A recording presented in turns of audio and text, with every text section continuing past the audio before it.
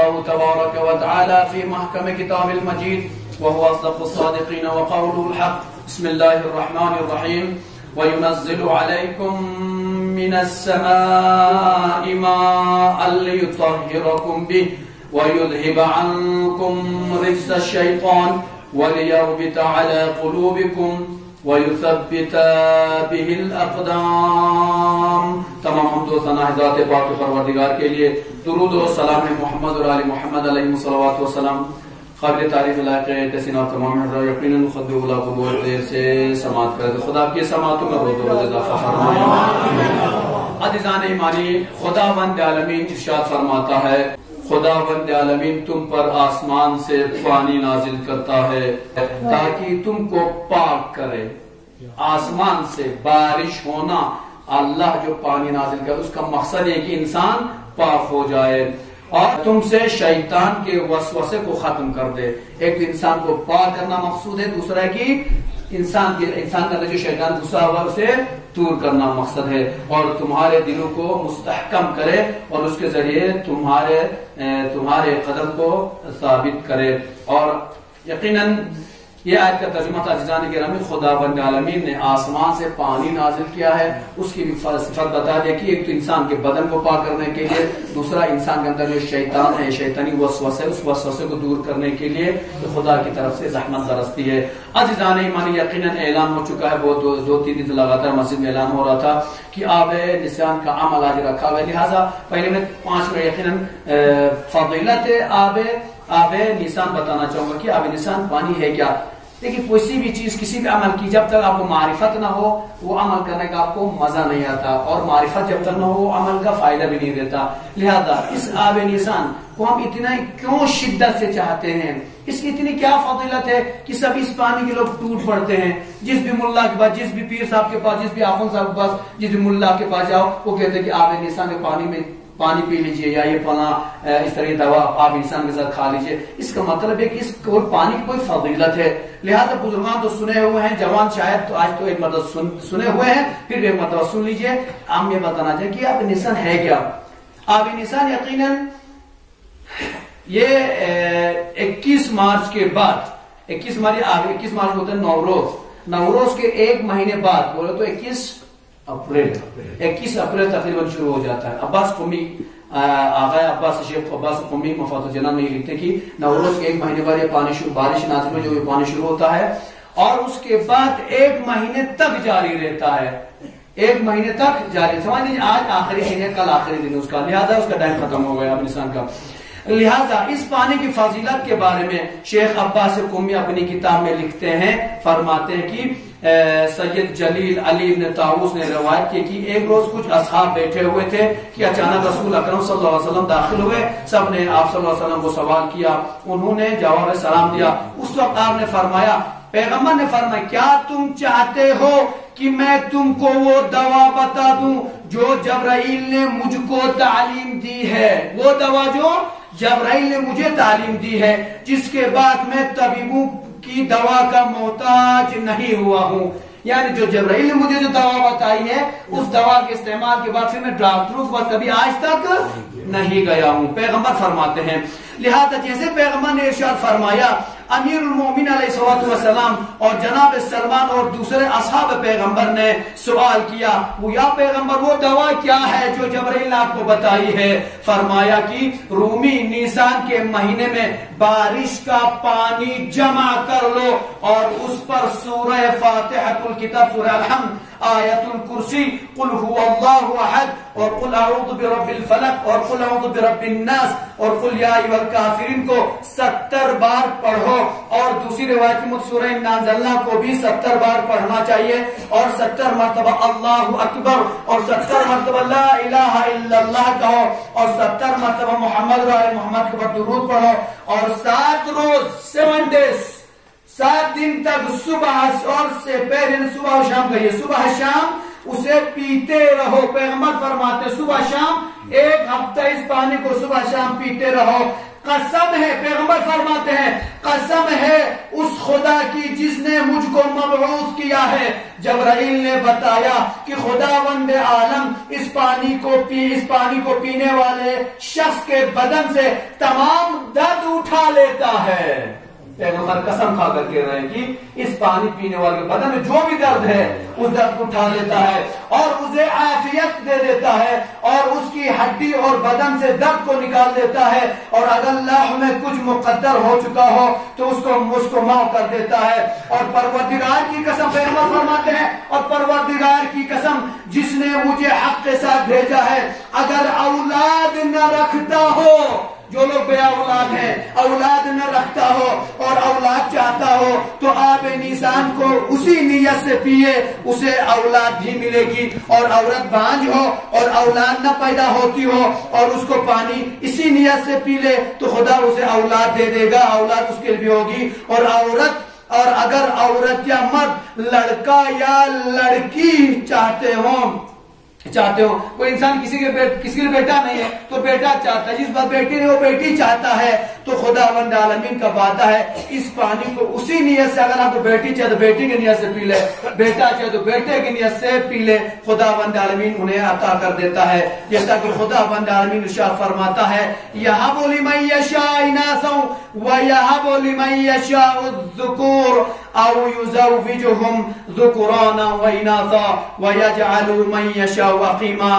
وہ جس کو چاہتا ہے، خدا جس کو چاہتا ہے لڑکی عطا کرتا ہے اور جس کو چاہتا ہے لڑکا عطا کرتا ہے، یا لڑکی اور لڑکا دونوں دیتا ہے، اور جس کو چاہتا ہے بانجھ بنا دیتا ہے۔ اس کے بعد پیغمبر اکرم صلی اللہ علیہ وسلم فرماتے ہیں جو شخص، کیونکہ مرض کی دوا ہے، دوا دے کس چیز کی دوا ہے، پیغمبر فرماتے ہیں جو شخص درد سر میں مبتلا ہو، اکثر لوگ شکایت دیتے ہیں کہ مولانا سر میں بہت درد ہوتے ہیں، پریشان رہتا ہوں، چکر آتے رہتے، کچھ بتائیے، اس کے لیے دوا ہے۔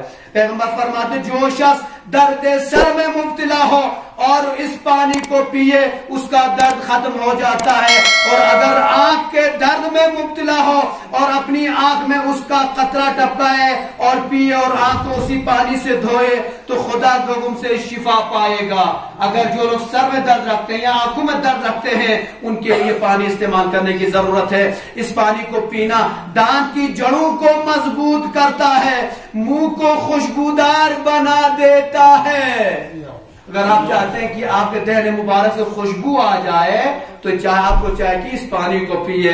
لہذا اس کے بعد پیغمبر فرماتے ہیں دانت کی جڑ کے لعاب کو کم کرتا ہے، بلغم کو کم کرتا ہے، اور کھانا کھانے اور پانی پینے سے جو تخمہ وغیرہ نہیں ہوتا، اور بعد اس کے علاوہ دیگر جو اذیتیں ہوتی وہ نہیں ہوتی ہیں، درد پشت اور درد کمر نہیں ہوتا۔ جن لوگوں کو کمر کی تکلیف رہتی ہے، پشت میں درد تکلیف رہتی ہے، وہ اس پانی کو پیئے اور ساتھ ساتھ میں اسی پانی کو تھوڑا سا اسی درد کے مقام پر ملے۔ یہ پیغمبر کا وعدہ ہے کہ یقیناً آپ کو فوراً شفا ملے گی۔ زکام کی تکلیف نہیں ہوتی، دانت کا درد نہیں ہوتا، تو جن لوگوں دانتوں کی شکایت رہتی ہے اس پانی کو استعمال کریں، خدا شفا عطا کرے گا۔ اور جن لوگوں کو یقیناً معدے کے درد کی شکایت رہتی ہے ان کے لیے بھی یہ دوا ہے۔ حجامت کا محتاج نہیں ہوتا، وہ اسیر کے مرد و بدن کی خارش، آبلہ، دیوانگی، مرض، نیکسر اور کئی سے نجات مل جاتی ہے، اور اندر گونگا بہرا اور زمین گیر نہیں ہوتا ہے۔ لہذا عزیزان گرامی یہ اس پانی کی فضیلت ہے۔ انشاءاللہ آج بعد نماز جمعہ بھی انشاءاللہ سب مل کر عمل کریں گے اور سب لوگ شرکت کریں گے، ثواب میں سب لوگ شریک ہو جائیں گے، اور اس کے بعد اس پانی کو لے جائیے، استعمال کیجئے۔ پیغمبر کا وعدہ یہ ہم اور آپ کی طرح جھوٹا وعدہ نہیں ہے، پیغمبر کا وعدہ یہ سچا وعدہ ہے۔ عزیزان گرامی یقیناً حالات حاضرہ پر بات کرنا چاہوں گا، دوسرا خطبہ ہے، لہذا بتانا کیا چاہوں، آپ خود مجھ سے زیادہ واقفیت رکھتے ہیں، حالات حاضرہ سے آپ واقف ہیں۔ ہمارے ہندوستان دیش کے حالات کچھ زیادہ ہی خستہ ہیں، لہذا اس پر تھوڑا سا رونا دھونا ہو جائے۔ یقیناً آج ہندوستان کی ہم اکثر جگہوں پر دیکھتے ہیں آج کچھ زیادہ ہی پروپیگنڈا ہو رہا ہے۔ ہندوستان میں آج مسلم ہندو کی طریقے سے فساد پھیلائے جا رہے ہیں۔ یقیناً ہر کوئی نہیں پھیلاتا، یہ وہ لوگ ہوتے جو فسادی ہوتے ان کا مقصد ہوتا ہے فساد پھیلانا. کسی طریقے سے ہندو مسلمانوں کو لڑا رہے ہیں, مسلمانوں کو مسلمانوں سے لڑا رہے ہیں. افسوس کی بات ہے, کچھ ہی دن اسی ہفتے کی بات ہے ایم پی میں وہاں پر ایک مسجد کے باہر بھگوان کی مورتی بھی لگائی گئی, فوٹو بھی لگایا گیا. وہ کسی لیے لگایا گیا؟ اس لیے اگر مسلمان کہیں بھائی یہاں مسجد میں کیوں لگا, ہٹاؤ, تو یقین وہاں پہ جھگڑا ہو جائے گا. کل کی ہی بات ہے, کل نائٹ کی خبر, کل شام کی خبر ہے, ویسٹ بنگال, مغربی بنگال میں, کولکاتہ سائڈ میں, بنگال میں ایک مسجد کے امام, ہمارے سنت بھائی کی سنت بھائی ایک امام تھے, ان کے اوپر حملہ ہوا, مسجد میں حملہ ہوا, اور ساتھ ساتھ میں امام کے اوپر اس طریقے سے حملہ ہو گیا کہ امام صاحب خون میں لت پت نظر آئے. وہ ویڈیو آپ نے دیکھی ہوگی یقیناً. اس سے یہ بات سمجھ میں آ جاتی ہے کہ ظلم ہو رہا ہے, زیادتی ہو رہی ہے. لہٰذا ہم ریکویسٹ کرتے ہیں تمام مسلمانوں کی طرف سے, اپنی کمیونٹی کی طرف سے, مودی سرکار سے, ہمارے وزیر اعظم صاحب سے ریکویسٹ کرتے ہیں کہ ہمارا دیش سکون والا دیش ہے, آرام والا دیش ہے. یہاں پر یقیناً ہر کوئی چین اور آزادی کے ساتھ زندگی کرتا ہے. لہٰذا ان آزاد پرندوں کو آزادی کے ساتھ رہنے دیا جائے, ان کی آزادی کو نہ چھینا جائے, کسی کے اوپر ظلم ہونا نہیں چاہیے. لہٰذا تمام, چاہے وہ ہندو, چاہے مسلم ہو, چاہے کسی بھی مذہب سے تعلق رکھتا ہو, ہمارے وزیر اعظم صاحب اور دیگر ہماری دور حاضر حکومت سے ریکویسٹ ہے کہ ان تمام کو ایک نگاہ سے دیکھیں, کسی کو قریب اور کسی کو بعید نہ کیجیے. یقین اس کے علاوہ سوشل میڈیا میں جو خبریں آپ دیکھتے ہیں, افسوس ہو جاتا ہے ان خبروں کو بیان کرنے میں, ایسا ہونا نہیں چاہتا. لیکن اقوام متحدہ کی طرف سے بھی, اقوام متحدہ کے دفتر کی طرف سے بھی یہ خبر نشر ہوئی ہے کہ انہوں نے بھی مذمت کی ہے جو مظالم مسلمانوں پر ڈھائے جا رہے ہیں ہندوستان میں. لہٰذا انہوں نے کہا یہ ظلم ہو رہا ہے,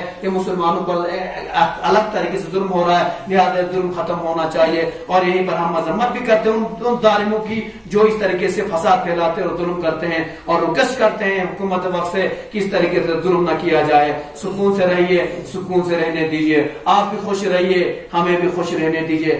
آپ بھی زندگی کیجیے, ہم دوسروں غریبوں کو بھی زندگی کرنے دیجیے. لہٰذا یقیناً آپ اگر اس طریقے سے فساد کرتے رہیں گے, یہ فساد والے آگ پھیلتی جائے گی, اور نہ جانے یہ آگ کہاں سے کہاں تک پھیل جائے گی. لہذا التماس ہے کہ اس فساد کو یہ پر روکا جائے. اور جو لوگ بھی فساد پھیلا رہے ہیں, فساد پھیلانے میں بجر حصہ لیتے ہیں, یا مسجدوں کو کس طرح کو ٹارگٹ بنا رہے ہیں, ایسے فسادیوں کے اوپر یقین پر جرائم والے کیس ہونے چاہیے, اور ایسے لوگوں پر پابندی ہونی چاہیے. اور نظم و ضبط کے لحاظ سے ان پر قید و بند کی تمام جو حکومت طرف سے جو قوانین ان پر لاگو ہونے چاہیے. لہذا یہیں پہ بات تمام کرتے ہوئے دعا کرنا چاہوں گا, خدایا مسلمان جہاں بھی بستے ہیں, دنیا جس گوشے میں بستے ہیں, ان تمام مسلمانوں کی مال جان, مال عزت آبرو کی حفاظت فرما, مسلمانوں کی جانوں کی حفاظت فرما, ناموس اسلام کی حفاظت فرما. مسلمانوں کے بچے جہاں بھی تعلیم حاصل کریں, بچوں کے علم میں کامیابی عطا فرما. مسلمانوں کے جوان, ہمارے قوم کے جوان, حاضرین کے جوان جو بھی ابھی تک بے روزگار ہیں, خدایا بیاقتجار معصومین ان تمام بے روزگاروں کو جلد از جلد روزگار عطا فرما. جو مقصد روزگار ان کے روزگار میں روزگار و ترقی عطا فرما. خدایا تمام مریضوں کو شفا عاجل و کامل عطا فرما. خدا کی مومن بھی دعاؤں کی التماس میں جو بھی حاجات ہے روا فرما. اگر ان کی مشکلات اور پریشانیاں ہیں, ان کی مشکلات اور پریشانیوں کو جلد از جلد رفع دفع فرما. خدایا بحق محمد علیہ محمد علیہ الصلوۃ والسلام, جو بچے ہمارے پردے میں تعلیم حاصل کر رہے ہیں, جو جوان پردے سے ملازمت کر رہے ہیں, ان تمام پردیسی بھائی بہنوں کی حفاظت فرما.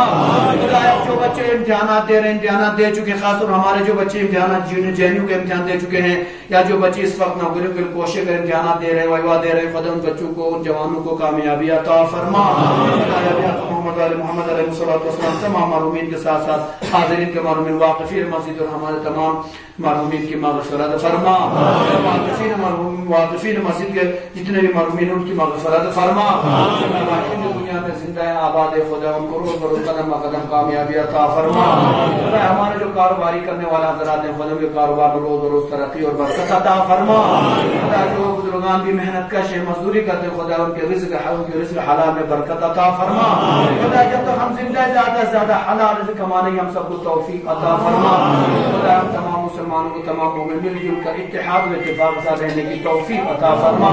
خدا جو بھی مسلمانوں کے درمیان پروپیگنڈا کرتا ہے, جو بھی مومنوں کے پروپیگنڈا کرتا ہے, جو بھی مسلمانوں کے درمیان فساد پھیلانے کی کوشش کرتا ہے, خدا ان تمام فسادیوں کو نصف و نابود فرما.